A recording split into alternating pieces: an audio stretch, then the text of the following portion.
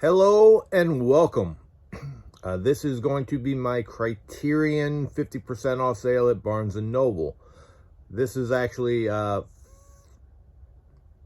6 different trips. Should have been 5, but it bumped up to 6. I went way overboard on what I was expecting to get, but I just kind of hard to stop. So I'm probably not going to get any more this month. We've got just under 2 weeks left. And just do a little saving up for the next one, closer to the end of the year. So I'm going to show you what I've picked up and tell you what I watched already. So first ones I got here was The Beatles, A Hard Day's Night. Now everything I picked up ended up being at the $19.99 price. I was considering getting the DVD of this one because I think it was only $9.99, but for the $10 to get the Blu-ray, because this one actually includes the DVDs and the Blu-ray. So a little extra. I like the packaging. They did all the way around. And it is spine number 711. And what they had done here, I thought was pretty nice, is on the inside of the box, you got a crowd. So that's a little extra detail that wasn't aware. And I think when Criterion puts these sets in the cardboard style is because the book is so thick that I have to do that. So here you go, the Blu-ray and then the 2 DVDs. And then the nice,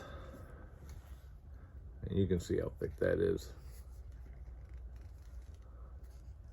Pretty thick little book. Front, nothing on the back. But, a few shots, the inside.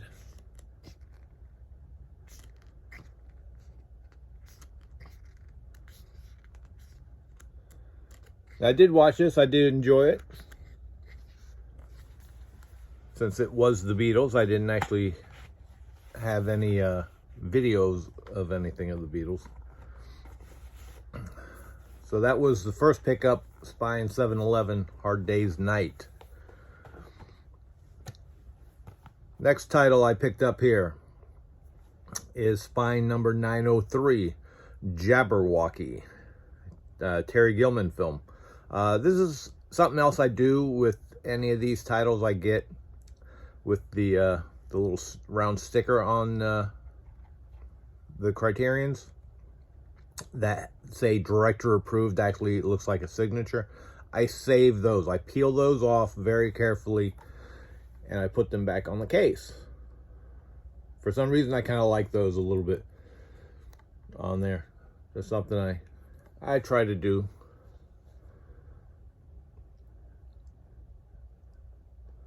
I did watch this one. This one was pretty good. This the artwork on the inside. It's fold out, not a booklet. A little information there. Jabberwocky. I mean, this is typical. Michael Palin is the lead actor in this. Typical kind of Monty Python style for me, but I just loved the artwork on this, and I just couldn't kind of pass up grabbing that for the artwork alone. Next one I picked up here is Spine number 692. It's a Mad, Mad, Mad, Mad World. Now, I just recently had watched the DVD I had of this and didn't even realize how long this movie was. So I decided I would get this because it also includes, where was it? All right, so the regular version is 163-minute runtime. And then there's a high definition digital transfer of a 197-minute extended version of the film. So I like grabbing the Criterions that I get a lot more content with, if possible. Just during this run, I was trying to get stuff that actually had a little bit more movies or anything included on it. And since you get an extended version, and it is a 2-disc set on top of that, with a fold out once again.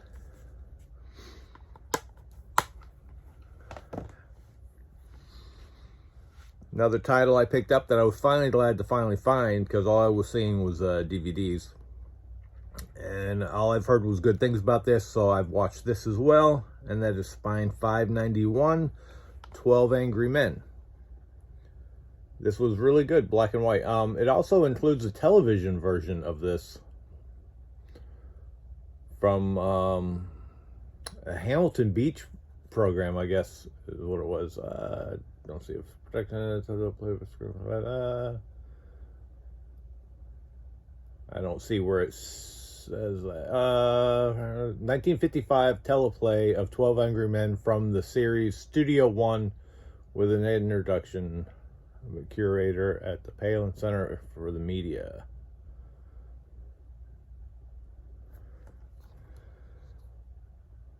So this was really good. I mean, it, like they say, it pretty much takes place just in one room. At the beginning, you kind of see the beginning of the courthouse, and down the hallway, and then into the room, eventually into a bathroom, and then back to the outside when they actually leave. Very plain, no artwork on the inside sleeve. This time we actually get a booklet instead of the fold-up pamphlet style. So it's got a few little things. There was actually quite a few actors in this that I didn't realize. Jack Klugman.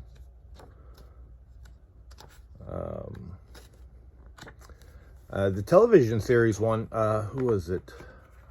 I didn't watch all that one all the way through yet. But it had the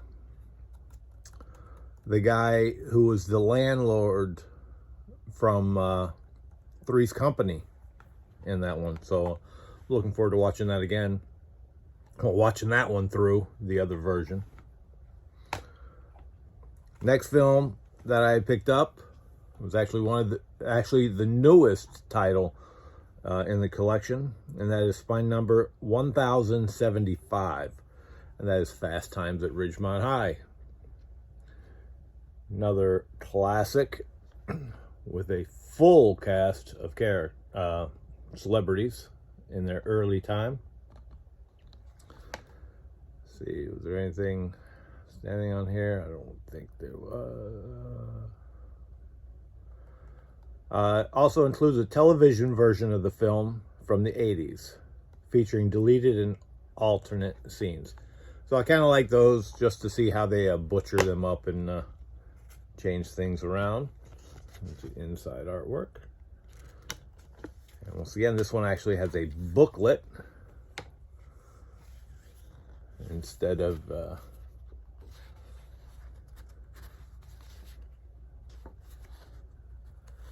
fold out. Nice screenshots.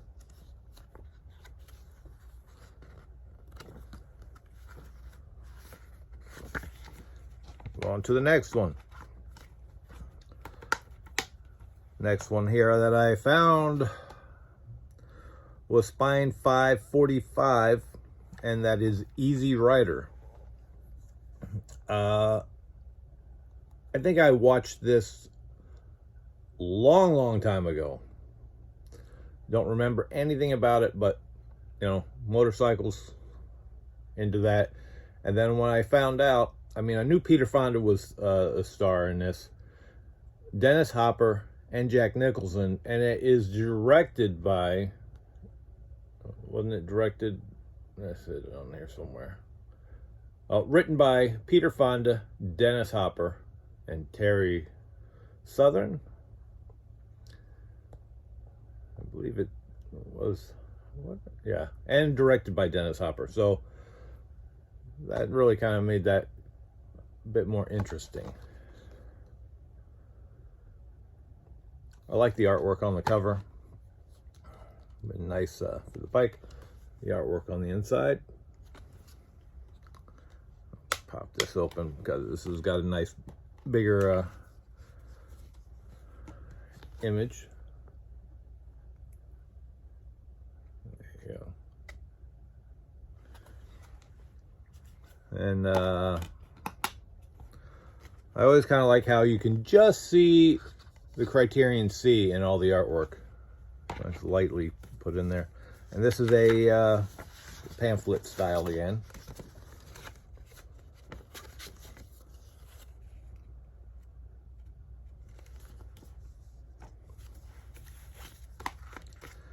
Next one I found was another classic film. I love this film. Let's see.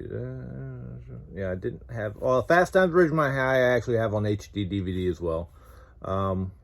This one I have in a steelbook, and this is Dazed and Confused, spine 336.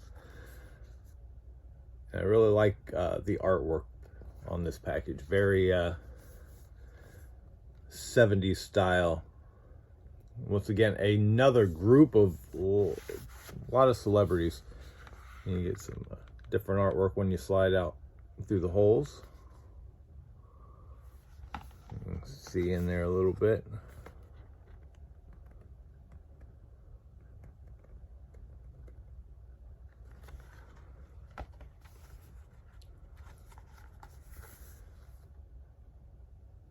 Very nice. I have watched this one since I picked it up again. And my wife keeps going, why are you watching these old movies? So, you know, she's not watching the black and whites with me. She really doesn't like that. Straighten that one up. It lines up nicely. I always like that when they have the disc art match up with the backing art. I don't think there was anything. No. See, in here, with these packages, I put the director approved sticker on the inside of the tray somewhere, because I don't want it actually on the box.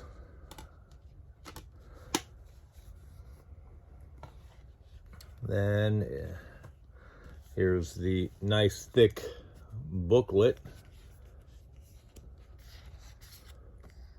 which that's, I think, probably the big giveaway of knowing how thick the booklet's gonna be when you get the cardboard ones, because these are taking up most of the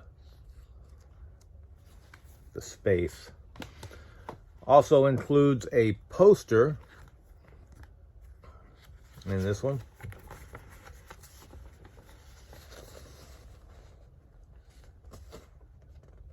Nothing on the back. Like some of the poster ones I've seen are actually the synopsis and stuff, the essays or whatever on those. So kind of can't put that up if you got that kind of information on the disc.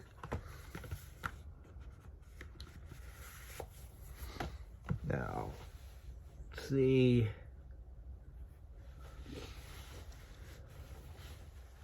Almost halfway through.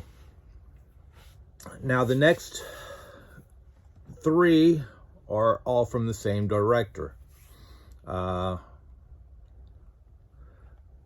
in order of basically how I picked these up, and the actual order of his films when they were released. And That's Guillermo del Toro and Kronos. Now, I've watched this already, and I loved this film. This was fantastic. I'm not sure if it was because this wasn't completely fully in Spanish, so I didn't have to read the whole time watching the movie. Stars Ron Perlman,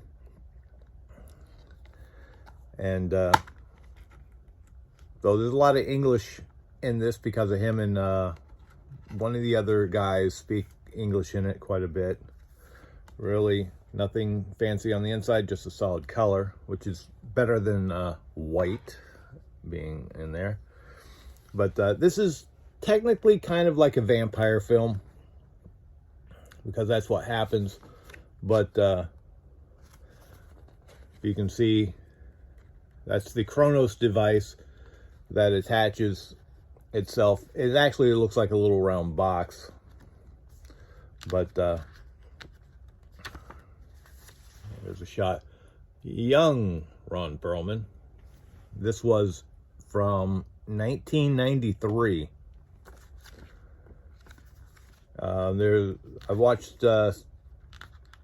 the special features on this already. A lot of what's this is all title and stuff, but Ron Perlman was talking about it when he wanted him for the movie, and he mentioned he goes, "I don't speak Spanish." He goes, I know. He kept saying that they'd go out to eat. So he goes, that's something they had in common. They like to go out and eat. But it's really weird because there's supposed to be some kind of a bug that the guy had put in here, and it helps you live forever. So that's where all the vampire stuff comes in the blood. And the scene in the bathroom where this guy's bleeding, where he gets the blood, is just, I thought this right now is probably one of my favorite Guillermo films. So I would definitely recommend this. Check it out. I think I saw it. It might be on HBO Max right now, or Netflix. I don't recall. I know my wife was flipping through something and I saw Kronos listed up there. And it's always like right after I buy these things, I see it posted up on the a digital thing, but it's like, doesn't matter. I wanted this. So the next one, I have not watched this one yet, and that is his second film, Guillermo del Toro's The Devil's Backbone. Oh, did I even... spine number for Kronos is 551. Devil's Backbone, spine number is 666. I kind of find that funny. You can get rid of that glare. There we go. Right there. But really looking forward to watching this one. And this one, just a black background, but I like the artwork on the discs. And this one, here we go. A chapter stop on that side with a little bottle. Way too much glare on stuff. The fold out one.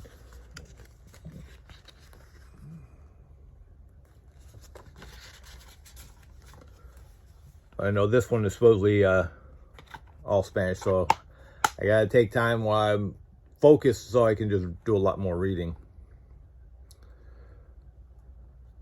You know, typical kind of stuff on these, the transfers and stuff. So that's the second, and then the third is Pan's Labyrinth. Now I haven't watched this on the Criterion version. I've watched the Blu-ray regular release that I already have. I love this movie as well. He's definitely one of my favorite directors now. I mean, even though Spine is 838 for the Pan's Labyrinth. All his had the little sticker that I like to save.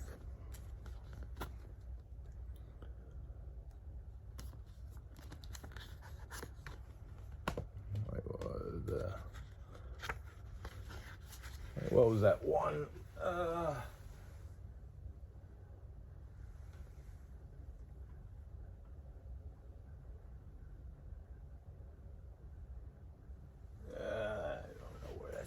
Whatever. Working on Criterions. So.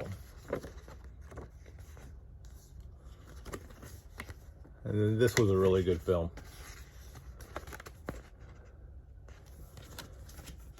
I don't know what to say, but like I said, definitely I would say check out Kronos. If you're hesitant on more of the Spanish language stuff, it's like 50-50. For the Kronos one. And that was that.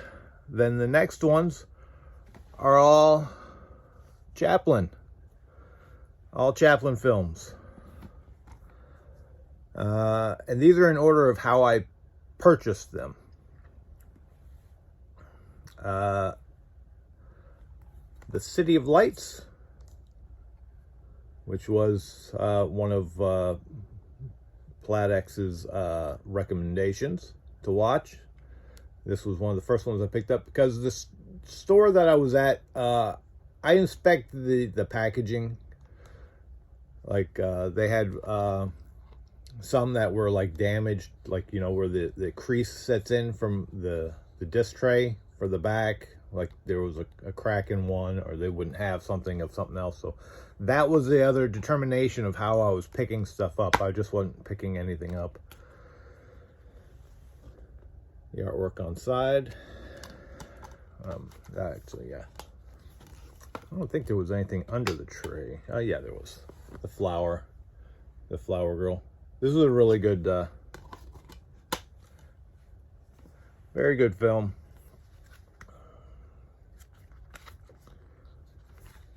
A little booklet.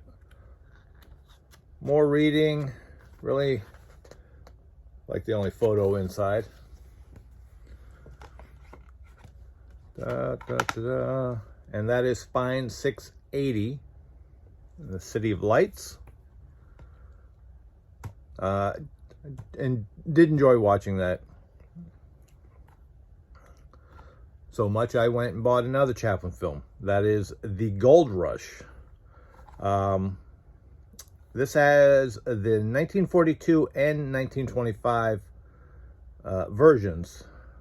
I have not put this disc in yet to see how everything is, but the 1942 version is 72 minutes, and then the 1925, the original, is 88 minutes.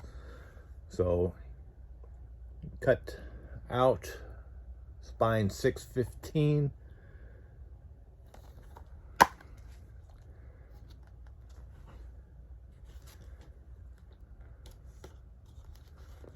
And that one's just got more of the gold nugget behind it. Small booklet. This one actually has some photos in it.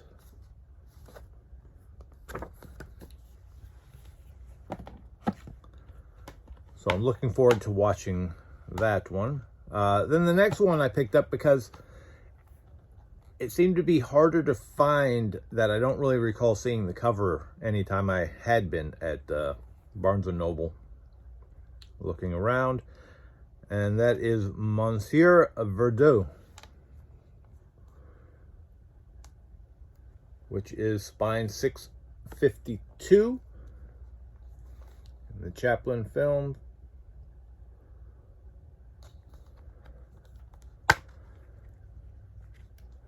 This one does have, is there anything under the tray? Nothing under the tray, so I do like it when they at least put chapter stops on anything, at least on the back. That, I mean, that's so simple to just do with any release of anybody's product for movies. Nice thick little booklet. There's basically all silhouette shots. Oh, here we go. Regular shot. Shot.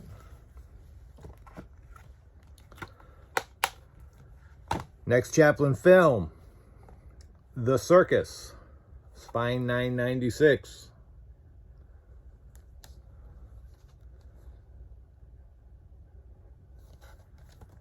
It says 1928, 1969.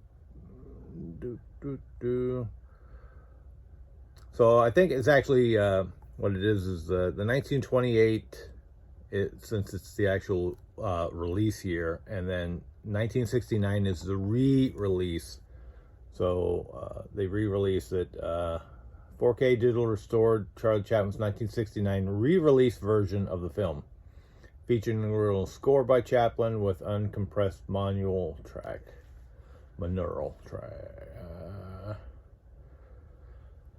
So I basically think that's what some of these are. Is they're just the re-releases that had come out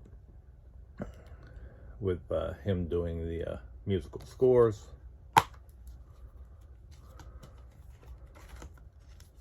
No artwork. Oh, there is artwork under the disc on this one. Then the disc itself. And then this one is pamphlet, not booklet. It's got some nice artwork. Tramp in the Mirror. Have not watched this one yet either, because all these last ones pretty much were what I picked up most recently. Another of Platt-X's big recommendation is The Kid. I have watched this one already, and the bonus footage. This was really good. Did not cry at any of it, but the kid does a really fantastic job of acting when he's getting taken away from Charlie. And did not realize that this kid was actually still acting at the time. A great photo shot there. Just kind of weird when he's kissing the kid when they reconnect, because he's sitting there kissing him on the mouth. But now this guy here, this guy was funny. He's a bully. So there's a scene where he's after Charlie Chaplin because the kid and another kid are fighting, and he goes, if your kid beats up my kid, I'm going to beat you up. So his kid beat up his kid, and he's running around punching bricks off the wall, punches a lamppost, knocks it halfway over. That's really funny stuff there. But let me see. So the kid's real name is Jackie Coogan, which during watching this extra footage stuff, find out that he is actually Uncle Fester from the Addams Family. That's what he grew up to be. So they were saying he's probably actually more known for being Uncle Fester than the kid. And he was only, between 4 and 5 years old when they did this. There's a scene where he's making pancakes. Pretty impressive for a 4 or 5 year old kid to be in the kitchen with the hot stuff. And some of the other stuff that back in that time, this was 1921. The gas-powered lights. I mean, they had you could see the pipes and the flames coming out of them. There's a scene where he's wanting him to heat up the stove, and he actually, I guess you had to pay as you used it, which was pretty weird, because he's like, go put a quarter in the the gas machine. So he drops a quarter in the gas machine that's connected in the house, but it had the little tray where all the change drops out. So he pulled it back out and took the quarter out. So it looks like they were getting away with just using that same quarter to keep their gas going. And the next film, did I say Spine? $7.99. Next one I picked up.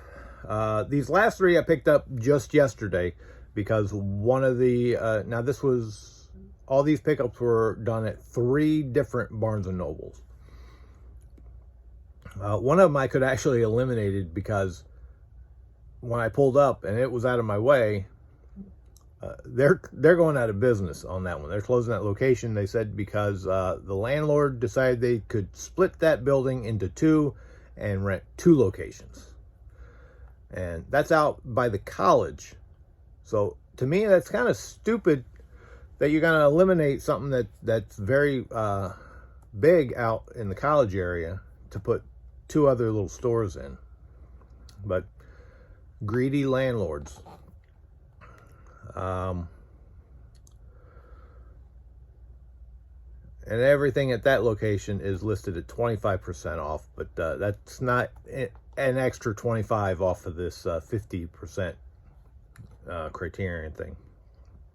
So the next 3, I went back to a store that I had already been to once and picked up a couple titles.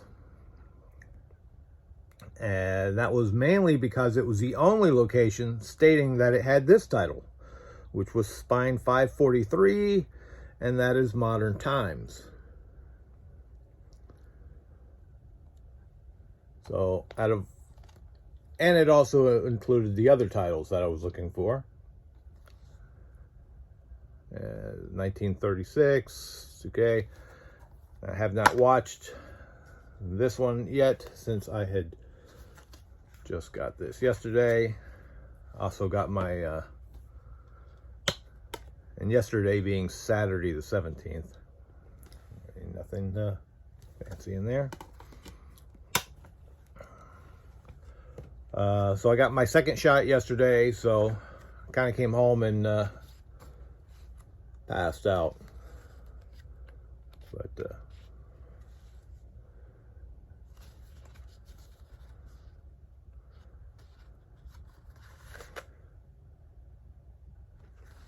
But it was interesting watching some of the extra footage on the kid. I was watching how they were talking about the fact that they actually hand cranked the film to get it to progress. So they had to keep a steady pace to keep the film going. And so if they crank slower, they called it under cranking, because then they would shoot the film. They would normally crank at 16 frames per second, and then the film would be shot at 24 frames per second. And then they would under crank at 14 or 8 or something, they were saying. But it was interesting because the scene in here, they pointed out where he goes through the cogs.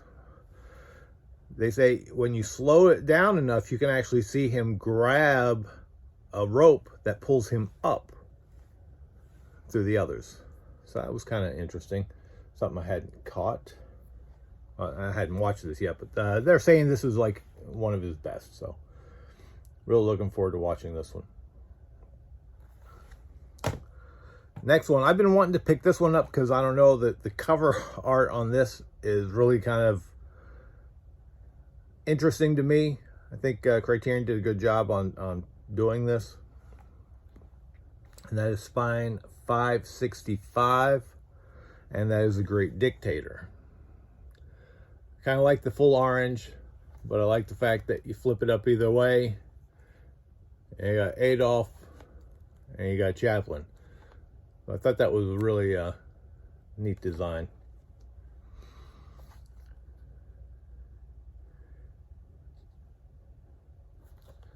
And 1940. And let's see. Nice artwork on the side. The whole back of this is all the same little, this is a little swastika logo that he used. Another little booklet. Nice little drawings. I like these drawings in here. There was another one right before that one.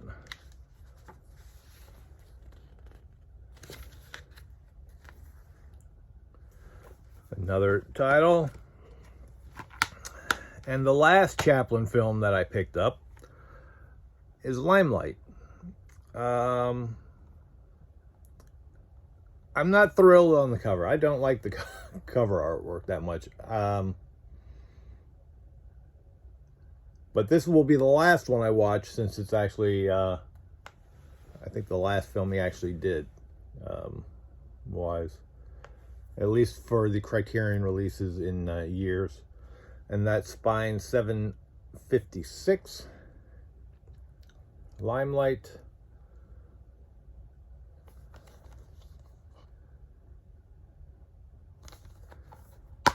But, yeah, very plain, nothing on the inside artwork.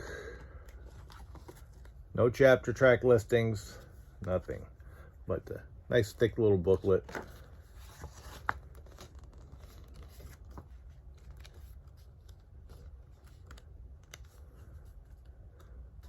A lot more reading than there is photos.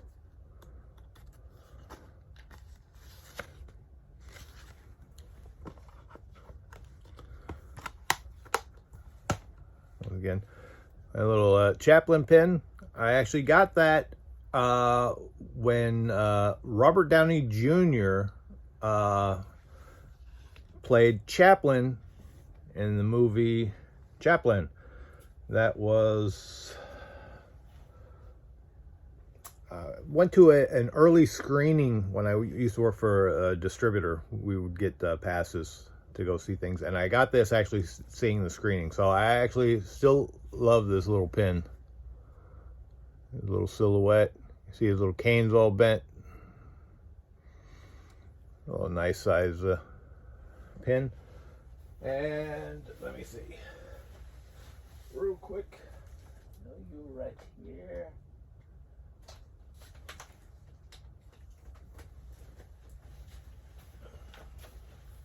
So this is just going to continuation of Chaplin, is why I'm showing you. This is the Laserdisc I have of Chaplin with Robert Downey Jr. I rewatched this already since I've been picking these things up. There's a lot of insight on this, not to mention the cast of celebrities that I did not remember was in this. Little shot on the back. See, you